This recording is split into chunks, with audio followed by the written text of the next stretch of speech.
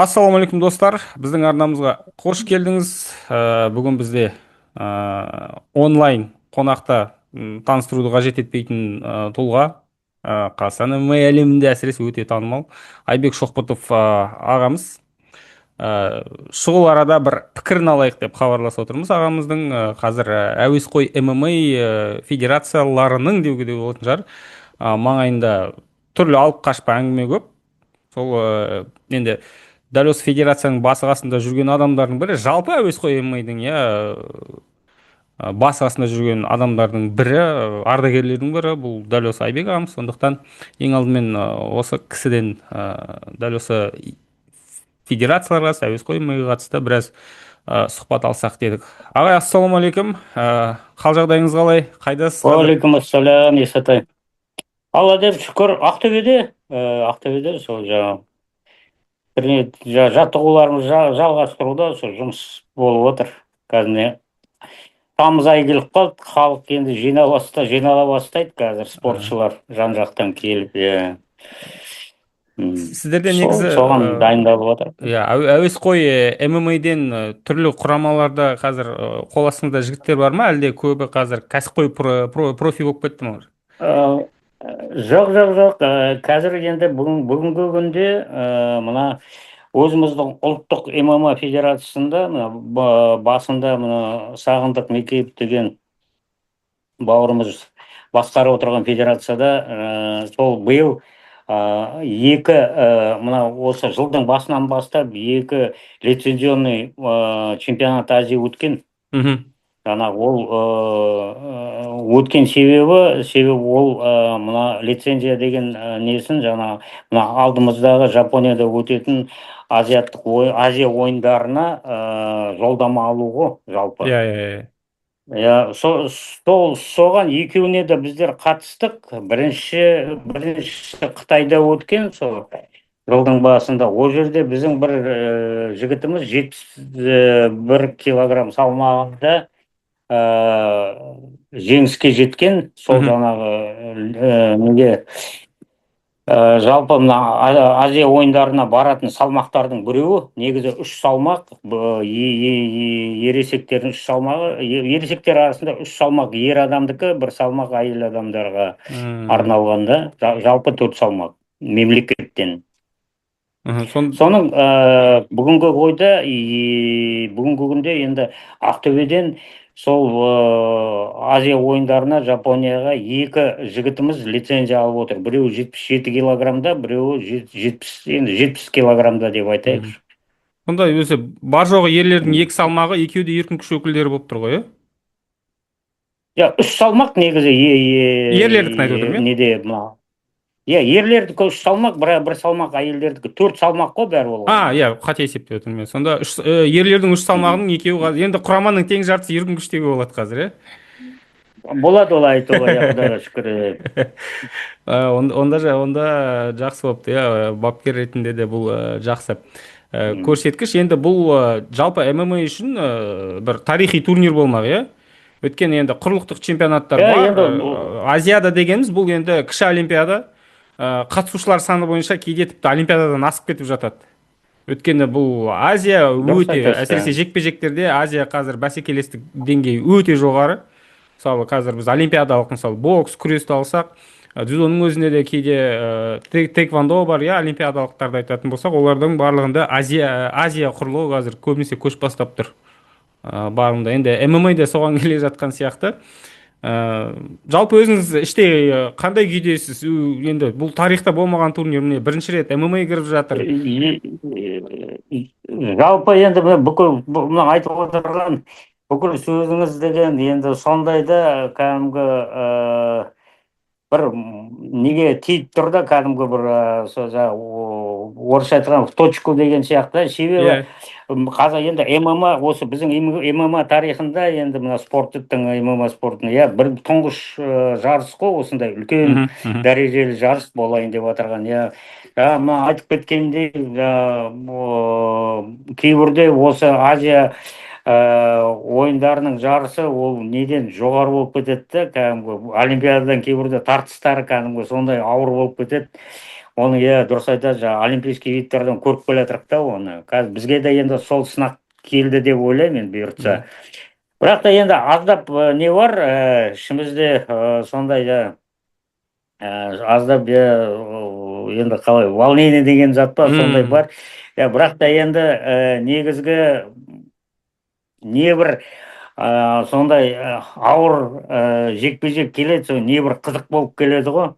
Жалпы дайындығы да, әрбір тактический ойлар да, стратегиялық ойлар да бәрі қызық болып келеді. Негізі онымен сондай енді нелерді, сондай жарыстарға қатысып енді жаттықтырушылар өседі ғой. Жалпы сол жерлерде жеңіске жететін болсаң, енді ол үлкен дәреже болып санаймын енді өзіме. Енді басқаларына да солай болып тұрар. Енді аға қараңыз, қазір бірнеше іріктеу турнирлеріне қатыстыңыздар жалпы АММА ұйымының аясында. Қазір басты бәсекелестеріңіз кімдер? Енді біраз бір-бірлеріңізді көріп алдыңыздар, зерттеп алдыңыздар. Биыл Азия чемпионатында өтіп кетті. Басты қарсыластар кімдер бізде? Енді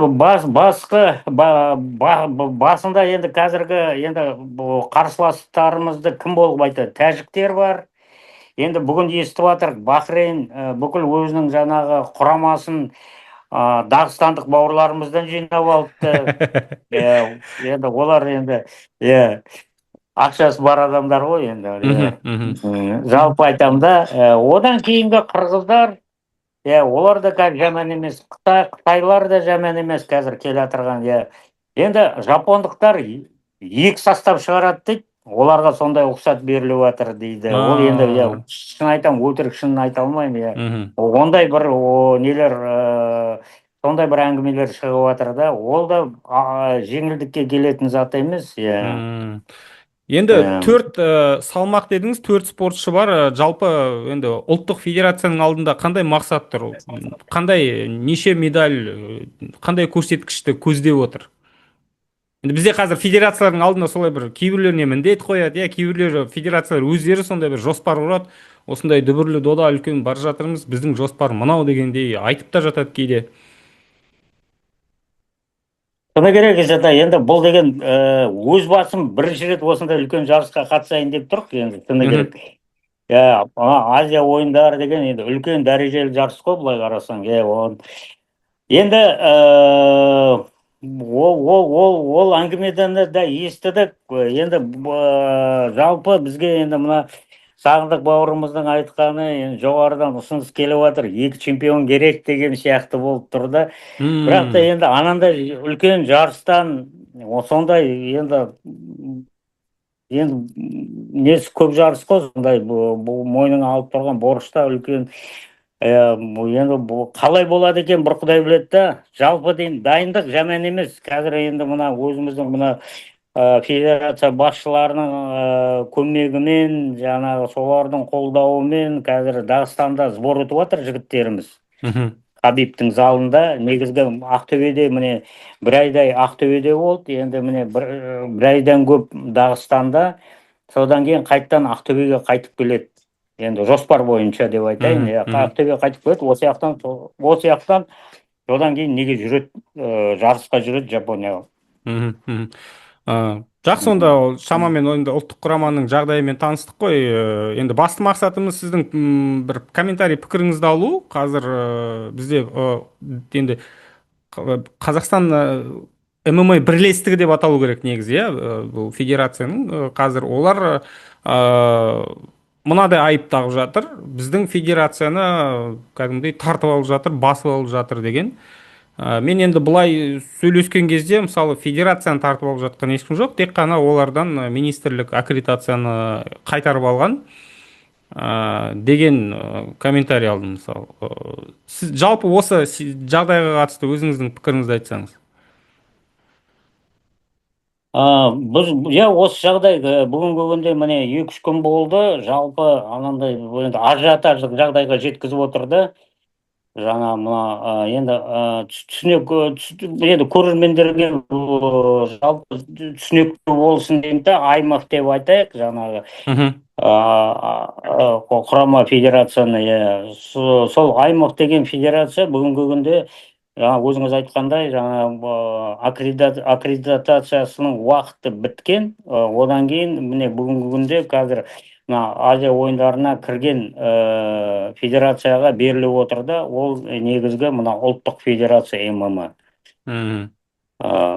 Сол кісілерге беріліп отыр да, себебі ол кісілер жаңа мына Азия ойындарына кіргеннен кейін жалпы мына өзіміздің ұлттық олимпийский комитеттің жаңағы несін жаңағы өзінің солардың қолдауын алып, солар оларды жаңағы бүгінгі күнде қолдап отыр да, кәдімгі мына олимпийский движениенің жаңағы ішіндегі федерация деп. Сол себептерден жаңағы федерацияның басшылары жаңағы ұсынып министерстводан жаңағы аккредитацияға не бергенде жаңағы енді сондай ұсыныс беріп, сол қабылданып отыр бүгінгі күнде. Басты сонда сол арқылы себеп бұл Азия ойындары болып тұр ғой, иә? Әрине, иә, ол осы Азия ойындары енді олимпийский движениеге кіретін зат қой.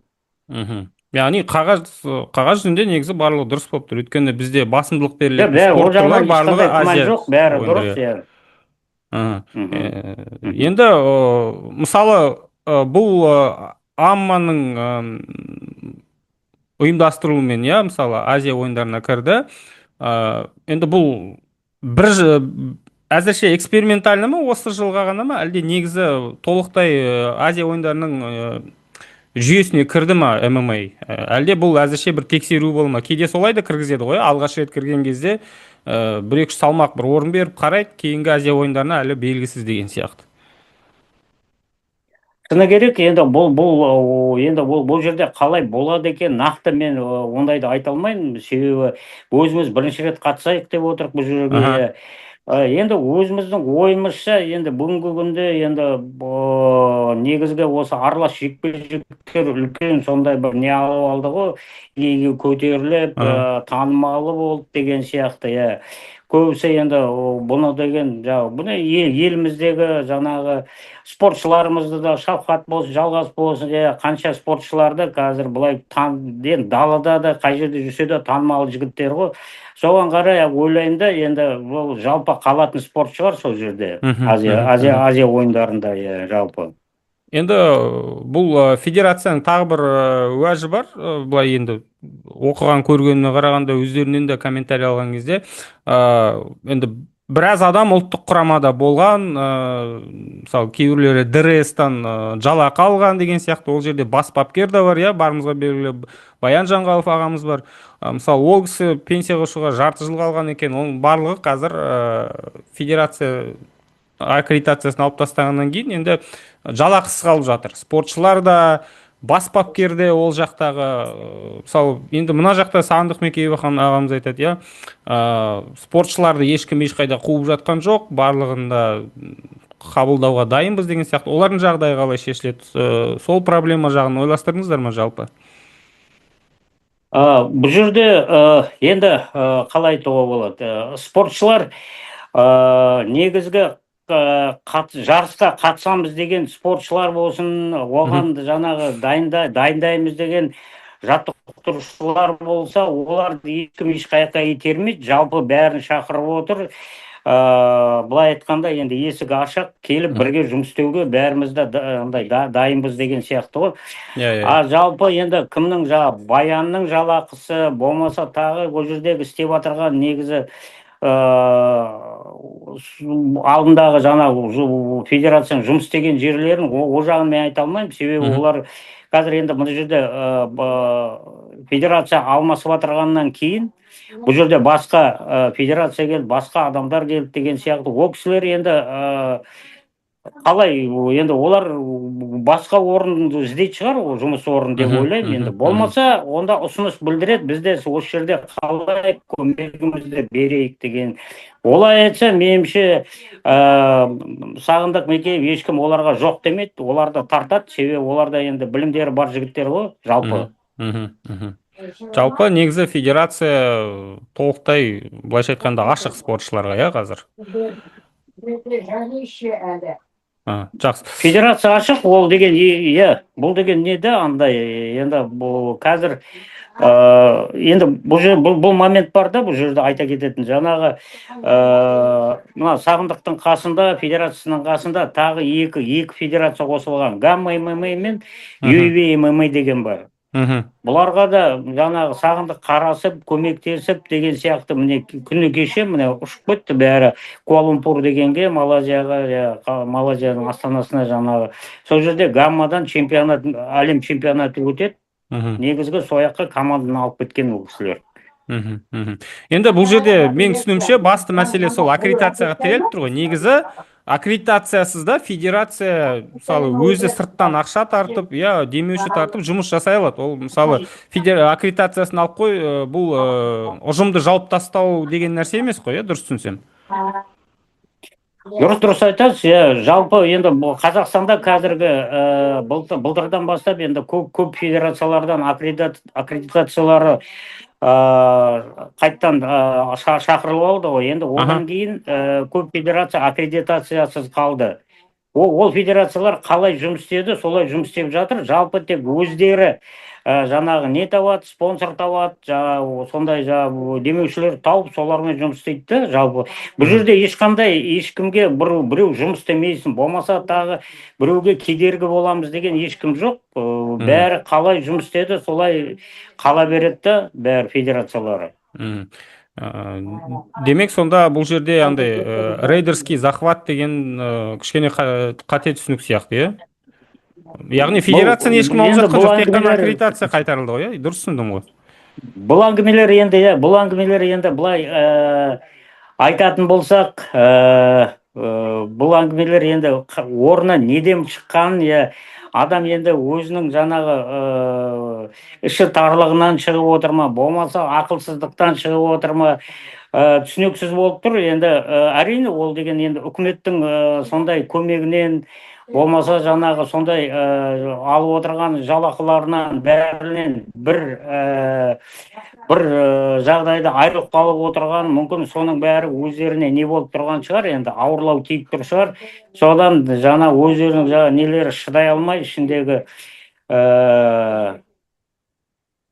қалай айтайық енді, нәпістері деп айтайық па, сол енді бәрін сыртқа шығарып, кісілерге жалған жағдай айтып отыр ғой, рейдерский захват дейді, болмаса жаңағы тартып алды дейді, болмаса жаңағы олардың істеп отырған ісін тоқтатып отыр дейді. Ешкім тоқтатып отырған жоқ. Олардың федерация ешкімге керек емес. Жалпы олар өздері ашты, учредительдер өздері. Оны кім тартып ала алады? Ешкім тартып ала алмайды. Себебі юридический самал андайда түсінбейтін сияқты болып әңгіме айтады да, негізі арасында юристтер көп қой олардың. Сондай ма жағдай? Болды онда, Айбек ағай, сіздің осы пікіріңіз қажет әрі маңызды еді. Әсіресе енді бұндай кішкене дау-дамай туындап жатқанда ақсақалдар айтпағанда кім айтады, сондықтан